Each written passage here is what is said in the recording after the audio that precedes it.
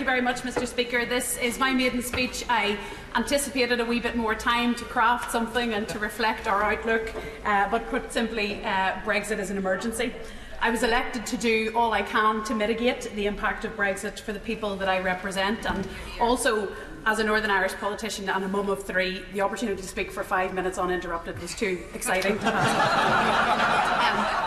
I made it in this making the speech by some of the convention around your first opportunity to address the House, and I do want to take the opportunity to send my very best wishes to my predecessor, Emma Little Pengelly. It's fair to say we operated at opposite ends of the political spectrum, but I know that during her time in this House she operated with hard work and with diligence. It's also my great pleasure to be able to speak about my home, South Belfast, which is in very many respects an exemplar for what Northern Ireland can be and what indeed any community can be. It's diverse, it's well integrated, it's forward looking, and it's doing reasonably well economically. It's a place where difference is genuinely respected. We don't all have the same views in South Belfast, we don't all have the same vision for the future, but we do work the common ground, and I'm deeply grateful to all those in South Belfast who, in enormous numbers last week, elected me to serve them, and I will do my best to do that every day to encourage all that's good in our constituency and to shine a light on all that needs change. South Belfast, like Northern Ireland as a whole, is a place that did also overwhelmingly vote against Brexit. The pro-European majority of Northern Ireland members, I must tell you, is a more diverse and a more united political movement than I believe we've ever seen in our troubled history.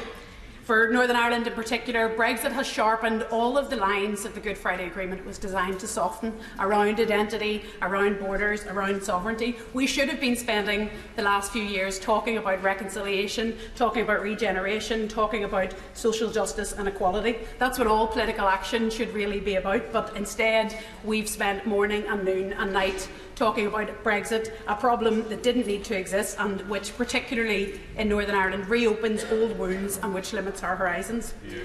Brexit sundered the body politic and the social consensus across these islands in unimaginable ways. It fed off people who did feel lost and disenfranchised in the political system, and I fear it will leave them feeling much worse. It's one of the reasons that Northern Ireland has now been without a government for over 1,000 days, leaving members like myself and the member for Foyle with no other forum through which to hold government to account. I believe that the government relied on that fatigue people had about Brexit, weary to get Brexit done without a meaningful debate about the decisions that are going to be required or the impact on our two islands and their intertwined futures. And I believe and I fear that eventually the political bluster of slogans is going to have to meet reality. I'm glad that, due to the solidarity of the EU 27 and indeed members from across this House, that there won't be in this withdrawal agreement a border in the island of Ireland, but I deeply regret that it creates an economic border in the Irish Sea. From the day and hour Brexit was conceived, it was very clear to many of us that wherever it landed, Brexit would create the borders of the past. And as those of us on the island of Ireland know, Brexit and borders have both a practical and symbolic significance. Make no mistake about it, there's no good way to do Brexit, but this version is markedly worse than its previous iterations. It creates barriers to trade and it introduces new levels of bureaucratic complexity. It is silent on workers' rights, it's silent on social justice and the rebalancing of the global economy. It will damage Britain's economy, it will cause significant collateral damage to Ireland North and South, it will further erode the resources available to public services already reeling from a decade of austerity, which has certainly, where I live, and I suspect here too, decimated the health service, gripped working families and emboldened inequality. Beyond the economy, Brexit upends the delicate balance that in Northern Ireland has allowed us to imagine our shared and equal future together. We in Northern Ireland know the value of the EU, and as my political hero and predecessor in this House, John Hume, so often said, the EU is the greatest peace-building and conflict resolution project anywhere in the world, and those of us particularly affected by conflict have a duty to reflect its principles. I'm afraid the concerns we have been dismissed by those of you who won't ever have to live with the consequences of these actions. The cross-community and cross-party coalition of support in Northern Ireland that exists to maximise our access to the EU includes business, trade unions, agriculture, retail and most of civil society. And in fact, in that way, it mirrors the coalition of support for the Good Friday Agreement itself, which was actually inspired by and modelled on the EU's founding principles. It was about being able to compromise without losing your identity, without sacrificing your principle and without sacrificing your aspiration. The EU and the Good Friday Agreement neither are about nations and neither about territory. They're about relationships and about working together for the common good.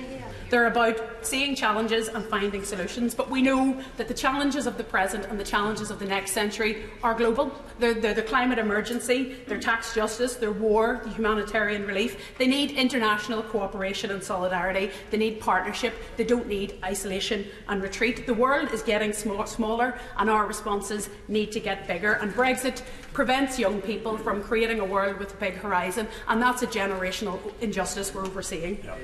Mr Speaker, we will vote against this narrow and restrictive view of the future articulated in this bill. We'll work with fair-minded people of all parties to limit by amendment the damage as best we can. We will seek to minimise the damage to the Good Friday Agreement, which for those of us in Northern Ireland is the only viable pathway to a better future under whichever constitutional future people desire that future. That agreement is at its core about relationships within three strands: relationships within Northern Ireland, between the north and south of Ireland and between our island and yours, and I deeply regret that Brexit in any form will damage each of those relationships in each of those strands, and I implore members of the House to work with us to limit that damage.